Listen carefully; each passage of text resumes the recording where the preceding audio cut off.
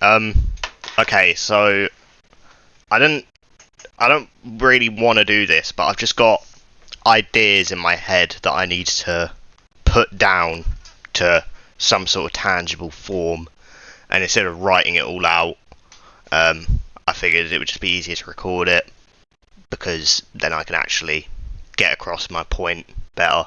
Um, so I just watched episode 7, season 2, Wish World of Doctor Who, and it's the first part of the finale, obviously, and it, it's really complicated because I'm going to start with what I enjoyed because it's a short list, but I'll start with that. I haven't been on Twitter yet because I know usually I'll go on Twitter after an episode and I'll see people flooding it going, oh my god, this is the best episode since fucking Heaven Sent. This is an absolute... I was gesturing with my hands and then I knocked my headset off. But what I was saying is, all these people were going, oh my god, this is the best thing since Heaven Sent. It's a solid 10 out of 10. And it really irks me. But then on the other side, I'll see a few people that will be like, yeah, no, that was absolute garbage. Worst thing I've ever seen. Every week I see that, and it's like, there is a middle ground. But it seems that no one wants to fucking be reasonable. They either shit on it completely, or they will just glaze it, which is bad. But yeah, so I haven't seen people's reception to it, but I reckon it'll be mostly, oh my god, that was fucking amazing. And do you know why? It's because anytime there's an experimental episode where it's different from the norm, such as Lux or 73 Yards, whenever it's something that breaks the norm, even if it's bad, which I like Lux, to clarify, 73 Yards was a poor story, but when there's something like that, everyone jumps on it and goes, oh my god, this is so good, even if it's like fundamentally poorly written. 73 Yards was so poor. It had, like, because people will turn around and go, oh, but you're not meant to understand it. The point is that it's like mysterious and you don't know. Which I see where they're coming from, because in certain things, for example, I always think Lost, there's like, you don't understand, by the end of the series, you don't understand a lot of the things, which I'm not going to elaborate on because I don't want to spoil it, but there are things you don't understand about it. And that's fine because it is a mystery box, and that you understand some of it, but some of it is left up to interpretation to keep the fans like talking about it. But 73 Yards did none of that. It just didn't explain anything, and it doesn't even justify its own existence because later on it because obviously you have the shit with Roger Ap William, which was stupid, but you have that, and then later in the finale he gets a brief mention by Shooty saying, oh, didn't Roger Ap William make DNA testing compulsory? Okay, right, I'm getting into season 1 here, but why? So Ruby's mother, who was just a normal woman all along, okay, fine, whatever, that's stupid, but I'll go with it, fine. I mean, it's a good concept, executed poorly, but that's fine, whatever. She had her DNA in the system. You're telling me, like, just from a reasonable perspective, when Ruby did, like, are you telling me, like, how the fuck was UNIT not able to track this woman down? And also, actually, no, I've just thought of this, because in the end, they get her DNA from the future, obviously, and then they are able to find out who she is. How? Did UNIT already have a record of everybody's DNA? Because then how would they know whose DNA it is? How would that... They've got her DNA, but how would they track who she is? Is she a known criminal? Have they got a DNA in some sort of register? What is even my point here?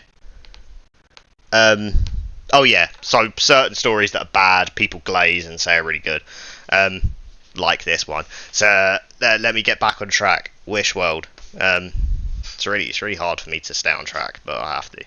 Um, yeah, so I really like the concept of it, and the whole like waking up, the world's entirely different, and like the Doctor doesn't know who he is, and it's really good concept. And obviously, Shooty is amazing in this. The way he's slowly figuring out things throughout the episode, I really liked, and also the whole like mug through the table is like it's silly, but I think it's a good. I think it's good to show something like actually like instead of just saying, "Oh shit, I figured it out." It's like showing something that he's noticed and is going, "Hang on, that's not right." I like that. Um, I like that aspect. Um, but I really think that's about it. I also kind of liked the whole what's his name, Comrade, like the way all the disabled people were like thrown out and they were just sort of banded together because obviously they don't fit into his idea of the society. I think I liked that. And what the fuck is her name? Shirley. I liked Shirley in that episode. She was all right. I mean, not really. She was kind of fine, but she didn't offend me. But that's about it. Like, honestly, I've got a lot more criticisms than I do praise. And I feel like most of it stems throughout the whole season. It's not just this episode. And yeah, so let me start. First of all, Belinda isn't a character. She hasn't been for the whole season. She had a few like it's really weird because she flip-flops between whatever the writing wants her to be. So she doesn't actually have a character. Like if you think back to literally any companion from Rose to Bill, will fuck off the Chibnall era. I see. I like some of the Chibnall era companions because they're funny, not because they're good. But if you take those, they had actual characters. And let me use Rose for an example. You would see her, like for example, in Dalek, which is Nine's best story, obviously. They're on track, but she fucks up, which is like that.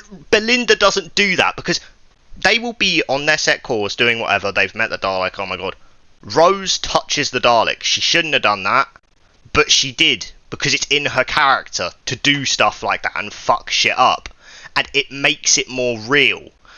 But Belinda just doesn't like it. Like it derails it a bit. It shakes up the plot, you know, because their characters conflict with what needs to be done. Belinda doesn't do that. She has no character. She just follows from A to B to C. And you know, the only time she was ever characterized well was right at the end of the Robot Revolution. That one scene at the end was the only time she was actually well written, and I was like, wow, this is shaping up to be really good. She's like mistrusting of the Doctor, and it's like shaping up to be an interesting relationship. It is not that. It's really weird to me that scene exists because the rest of it is so poor, and she doesn't trust the Doctor initially, but by Lux, she's completely into it, and the whole series just carries on. It doesn't make any sense, but she has no character. She'll just pitter-patter. And then people will point out scenes like that and go, oh my god, Belinda's such a good character. Genuinely, if you watch this season, swap out Ruby for Belinda in any episode, it will be exactly the same. Other than the fact that, like, obviously, it wouldn't make sense because we know Ruby's past is different from Belinda's past. I mean, just like, as a character, you take Ruby, put her in Belinda's shoes, it's the same. And honestly, this isn't just a season 2 thing, it's a season 1 thing too. Take Belinda, put her in Ruby's shoes, it's almost the same thing as well. Like, and also, so I'll sort of talk about Belinda's character. Ruby in this episode is kind of the same. They don't have characters. They just do stuff for the sake of doing stuff, and that's it. But honestly, like, I don't think that was that major of an issue because it's a problem that stems through the whole series. It's nothing specific to this episode. It's just like in general, I just feel like it's a bit poor. My bigger issues come from there's so many villains going on. Like so many. So we had the Susan return. She was briefly in this episode too. Okay, so I assume she's going to be in the finale. Is my guess. If not, she'll be in season 3, which there will be a season 3. I'm pretty confident. So we've got Susan returning, which is great. If it was done well, but which it wasn't. But I'm not going to criticise it because it's obviously something it's good. Like it was a bad like reveal bringing her back, but I'm glad that they did because obviously it's Carol Ann Ford. I'm like, oh my god, it's Susan, so I could look past that. But then they also brought back the Rani. This was last week. So they brought back the Rani in the same episode, and I say brought back because Mrs. Flood was not the Rani. She was never intended to be the Rani. I don't care what anyone says. It's so obvious she was not the Rani, and Russell just made it up because he didn't know. Because just the way she acts the whole season 1, he was just building up a mysterious plot and going, shit, what can I do here? Because she doesn't act like the Rani. And but anyway, so yeah, they brought back the Rani too, in the same episode, so it's already crowded. Then what do? Bi-generated, and now you've got 2 Ranis. Oh my god, this is fucking genius. Good one, Russell, you fucking cretin. Why would you do that? Bi-generation is such a stupid fucking idea. And even if I don't go into the fact that it's just a dumb idea, it's just like having 2 Ranis. It just overcrowds the finale even more. Because now, you've got even more villains, and it's not even over. And also, can I just say, in this episode, I don't know what she's going to do in a reality war. Actually, I do. She's going to betray the Rani and whatever. I know that's exactly what she's there for. But in this episode, Mrs. Flood, there's bugger all. There's no reason for her to exist, other than she made a sandwich for Conrad. All it is setting up that she's subservient to the other Rani, so she's going to betray her later on, obviously, is what's going to happen. But she doesn't need to exist. She could have just regenerated, or better yet, not regenerated and just been the Rani for this story. I don't know. And, like, the thing is also, I'm giving Russell the benefit of the doubt because I haven't seen the finale yet. It's not out, obviously. But the Rani doesn't act like the Rani. The Rani was, like, she would experiment. She was a scientist. She was a scientist with, like, no morals. I say no morals, little morals. She didn't care for any other life. She just sort of was experimenting. But that's all it was motivated by, was science. This Rani doesn't act like that. Either of them. It's really weird. And, like, I can give Russell the benefit of the doubt and say maybe the Rani's changed, which is fine. Characters are allowed to change, but you need to explain their new motivations. Why is the Rani doing this? This isn't a scientific experiment. She's trying to bring back Omega by destroying reality. Why? Like, literally, why? And then they also say, like, I lost my train of thought. Never mind, I'll just move on. Conrad as well was the most... He was the shittest villain in the whole season. It's a stretch to even call him a villain. He was just a guy. But for some reason, they decided he was good enough to bring back for this series finale. I don't really know why, but that's just one other villain. But then you have Omega too, and obviously it just proves that the leaks were true all along, because they always said Omega was coming back. They said he was going to be a CGI monster, so great. They also say he's the first Time Lord. Like, is that? I'm not convinced that's true. I mean, maybe there's something in the side media that contradicts that, but I, as far as I know, that's not true. I know he was one of the founding fathers, but in the definition founding fathers, you have to have more than one. Why would he be the first Time Lord? Yeah, it's really weird. I keep seeing theories as well that the Rani's going to be the Doctor's sister or something. I don't think that's going to happen, because I feel like it's kind of implying that the Rani and the Doctor knew each other pre-Hartnell. which I mean it's fine, but um, there was nothing really to indicate that in the previous Rani stories, so it seems like they're kind of shoehorning that in a little bit. Um, what else we got? Don't like Mrs. Flood. Omega, yeah, it's so overstuffed because if the Rani's meant to be your big villain, she shouldn't have bi-generated in the first place, but she's your big villain right now. You've got Comrade as well, so you got your three. And then, oh yeah, they've got the fucking magic baby too. Which is just another thing. Like, I wouldn't really class it as a villain, but it's just another plate they've got to balance, and like, it's all going to come crashing down because you can't balance all of this shit going on at once. Um, so yeah, you've got the Rani, who's supposed to be the main villain. Why are you then getting Omega 2? It just seems so overstuffed. So we've had Susan coming back, the Rani and Omega all back to back. Like, chill the fuck out. Give us our Rani story, take a season off, give us Omega. Like, we don't need them in the same story. Like, she's just come back. And yes, she's come back because Mrs. Flood was not the fucking Rani. Fuck you, you little fuck. Oh, man. Anything else? I mean, I only watched it like fucking half an hour ago.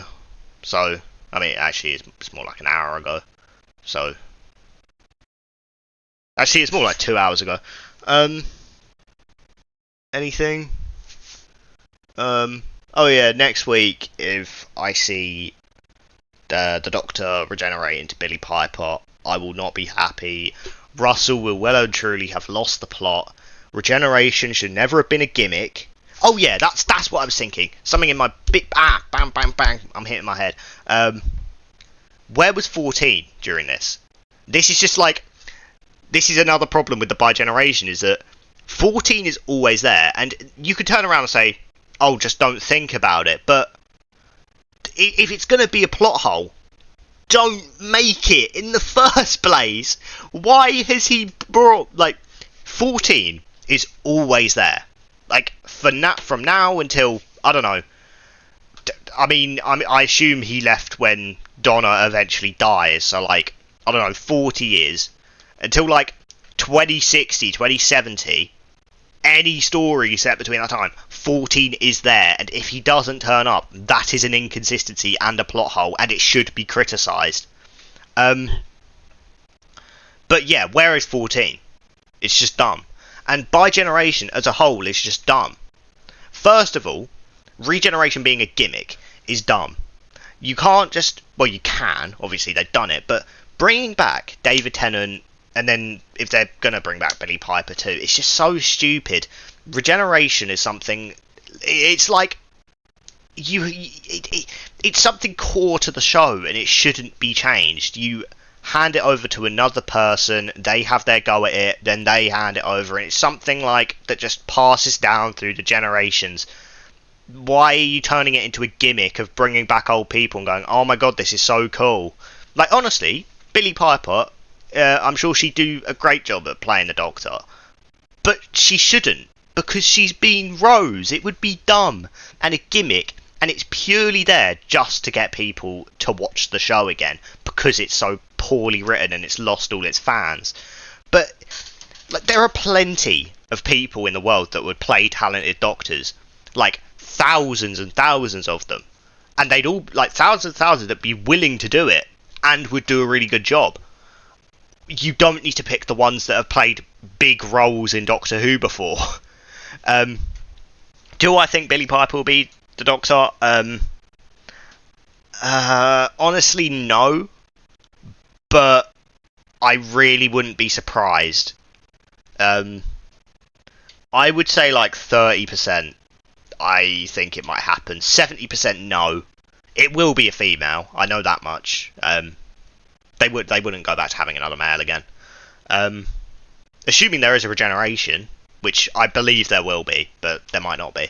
But there will be. I'm sure there will. But yeah, there are so many other talented actors and actresses. Use them. Don't use the ones that have been in Doctor Who. No disrespect to Billy Piper, but if it was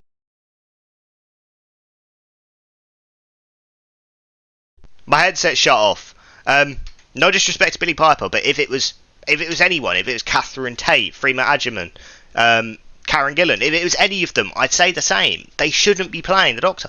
Better yet, like, if it was Christopher Eccleston saying, "Oh, I want to play 16," it would still be stupid. And I love Christopher Eccleston. I wish he'd have come back for the 50th. And I love John Hurt, but I wish we had 9 as the War Doctor instead. But anyway, that's irrelevant. Bi-generation is stupid because it creates so many plot holes, and even when it's not, like with the Rani, you're never just going to have a Rani on Earth. Actually, what if they do? What if Mrs. Flood turns good and then Kate recruits her to UNIT? Can you imagine?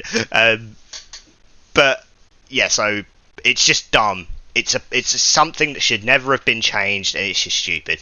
Anyway, Wish World, like 4 out of 10. But relative to the season, if we were to say the best of the season was a 10, worst of the season was a 0, I'd give it like a 7 or an 8. But I just think that the season as a whole is just poor. I was watching Torchwood, and I've been watching Series 6. The character moments are just they have so much substance, they feel like real people. These do not. They just feel like fucking characters. They feel like fiction, which they are, but that's not how it's meant to feel. They're meant to be relatable and real. Belinda and Ruby are not characters. Wishworld is fucking shit. But I'm looking forward to the reality war. So I'll be watching that next week. And I need to stop because the show hurts me, but I won't.